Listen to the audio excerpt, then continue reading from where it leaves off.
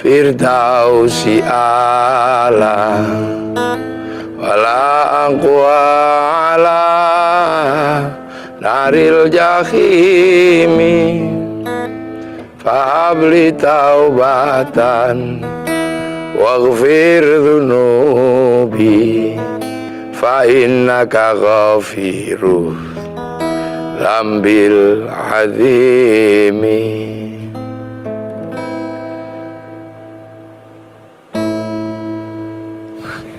Cukup kan?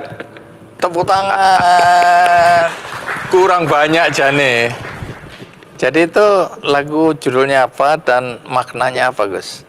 Jadi itu curhatan Abu Nawas sebenarnya. Oke. Jadi ya Tuhan, aku ini bukan ahli surga, tapi kalau kau masukkan ke neraka aku jelas gak kuat. Maka ya sudah, ampunilah dosaku, karena kan kau yang maha mengampuni dosa. Itu Abu Nawas. Abu Nawas. Iya. Itu yang terkenal.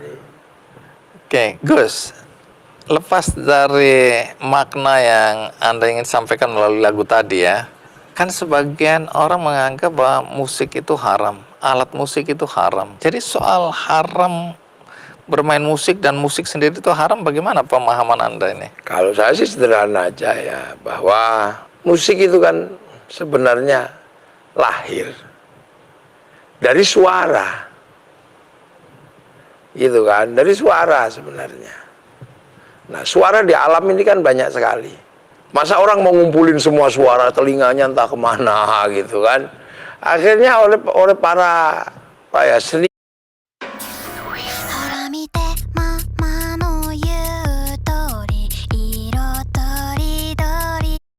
seniman mungkin atau siapa dulu, dan bukan juga harus seniman. Bunyi itu dikumpulkan dalam satu ritme yang bisa dimainkan. Ngumpulin bunyi. Yang bikin bunyi itu Allah. Cuman dikumpulin aja. Maka bunyi tergantung mau dipakai apa.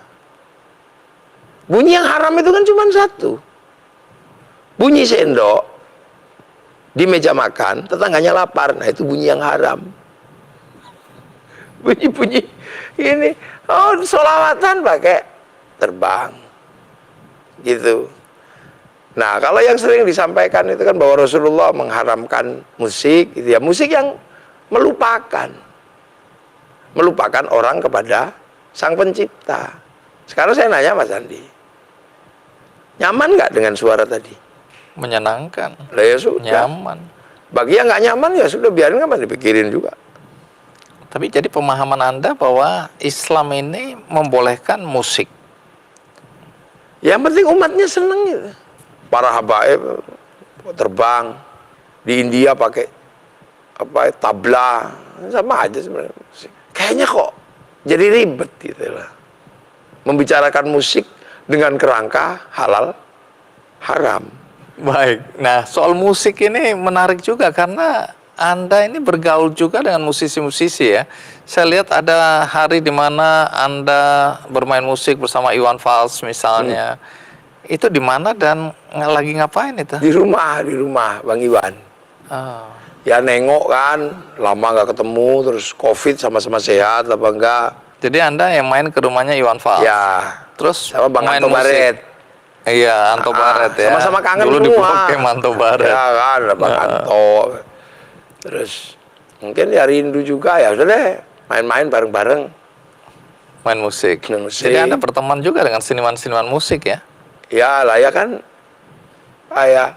mereka ini kan orang-orang baik. Jadi ada cerita gitu kan. Apa itu? Kenapa saya main gitar itu? Jadi dulu waktu saya nyantri di Gresik, itu kalau di Jumat kan libur. Nah, naik truk gitu, entah kemana gitu. Nah, yang sering itu ke Tambak Sari di Surabaya itu. Ya. Lihat main bola. Lihat bola. Satu ketika itu kita ke sana kok pintunya ditutup semua. Terus ada suara wah. Apa ini? Begitu bisa masuk, main musik. Saya melihat gitar listrik pertama kali di situ tuh. Kok bisa bunyi itu, kenapa? Kalau ini sering yang bolong gini kan, pengamen gitu. Sering. Tapi yang itu kan, kok bisa bunyi cuma digini-gini. Nah, besok kalau sudah tidak dimarahi ketika main gitar, saya akan beli itu kan. Nah itu. Nah waktu itu kan masih belum boleh kan, karena anak santri masih ngaji. Nah itu tadi, begitu saya kuliah di IAIN Jogja, nah mulai saya, oh bisa ternyata. Sobek-sobek di sini pertama. Nah itu dari situ terus. Ini belajar sendiri ya? Atau ada yang ngajarin? Ada. Temen gitu? Temen gitu lah, dari tongkrong-tongkrong, kunci A, B, C, D. Saya masih ingat lagu pertama yang diajarkan itu. Apa itu? Awal dari cinta. Gitu, tapi kan punya A. Oh, lompat ke A. Awal dari cinta. Ini tanpa bahagia. C, A. Jadi gitu. Itu lagu pertama kali yang saya bisa. Sama lagu Tuhan. Pokoknya kuncinya ya nggak aneh-aneh. Nggak pakai kunci berdiri. Oke, itu Tapi saya juga nggak bisa. Nggak bisa membaca not itu, nggak bisa. Waktu di istana dulu, ini isu yang muncul ke permukaan. Waktu di istana dulu kan ada penyanyi cilik, kalau Farel ya. Ya. Disuruh nyanyi, tapi dia nyanyi apa? Ojo dibanding-banding ke gitu kan. Wah, semua heboh. Kemudian kan diminta nyanyi ulang lagi, satu lagu lagi, satu lagi. Terus ada yang usul lagunya itu Joko Tingkir ngombe dawet. Nah, kemudian kayaknya ada masalah itu, terus nggak jadi. Nah, Anda kan termasuk yang marah ketika ada orang yang menyanyikan lagu Joko Tingkir ngombe dawet. Apa masalahnya sehingga Anda kok bereaksi nggak happy atau nggak bahagia dengan lagu Bukan, itu? saya sebenarnya sih, Joko Tingkir ini kan tokoh, sosok gitu kan, yang ya dia personal gitu. Dia bukan personifikasi apa gitu, tapi personal, ada sosoknya. Seorang raja. Kalau seorang raja aja kan katakanlah ya, biasa aja kita, banyak raja-raja yang kita jadikan lagu. Apa konteksnya dengan agama Nah, misalnya? Joko Tingkir itu punya anak Pangeran Benowo. Pangeran Benowo inilah yang menurunkan ulama-ulama di tanah Jawa, terutama di Termasuk Nusantara. Gus Dur. Termasuk Gus Dur. Itu konteksnya. Konteksnya. Jadi ini ada konteksnya dengan ulama-ulama. Iya, Jadi kita harus konteksnya. menghormati ya. Ya. Tahu-tahu dinyanyikan ngombe dawet itu kemudian liriknya menjadi Kan panjang tuh, jadi macam-macam. Kalau Joko Tingkir ngombe dawet itu aja nggak apa-apa. Tapi kan berikutnya itu jadi kemana-mana. oh, jadi mulai ruwet, mulai apa kan gitu. Kurang Nah, respect pada Ya. tokoh Joko. Oh, itu ada yang membuat itunya. Anda juga keberatan. Ya janganlah gitu kan. Oke. Anda pernah dituduh menghina Nabi Muhammad. Ya. Boleh cerita itu kasusnya? Jadi saya ngaji di kampung gitu kan. Jadi saya coba jelaskan lah bahwa orang kampung ini kan jauh dari memahami Nabi selain yang sering diceritakan kan gitu.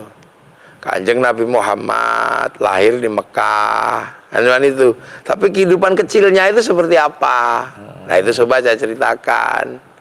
Gitu loh, dengan bahasa sirah, bahasa sejarah.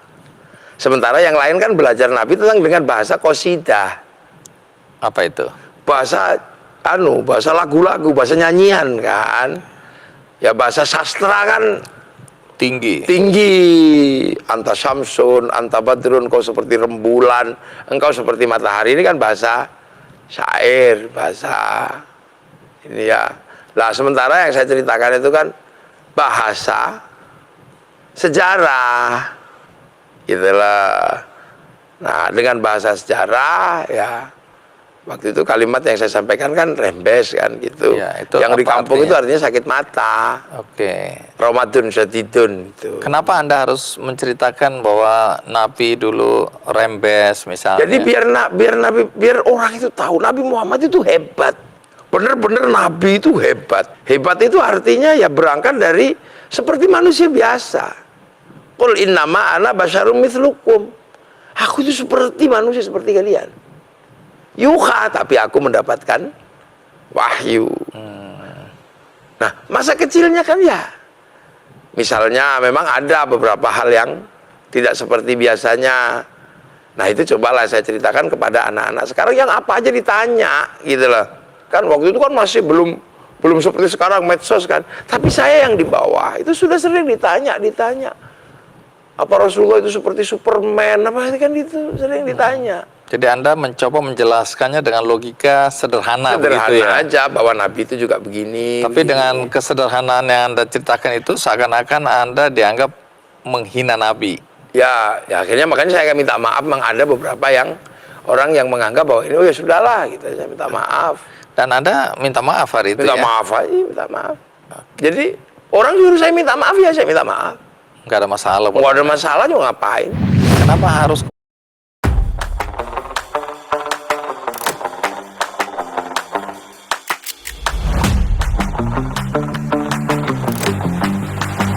kemudian pakai stempel Nusantara? Seakan-akan ada yang salah ingin dikembalikan ke yang benar, begitu.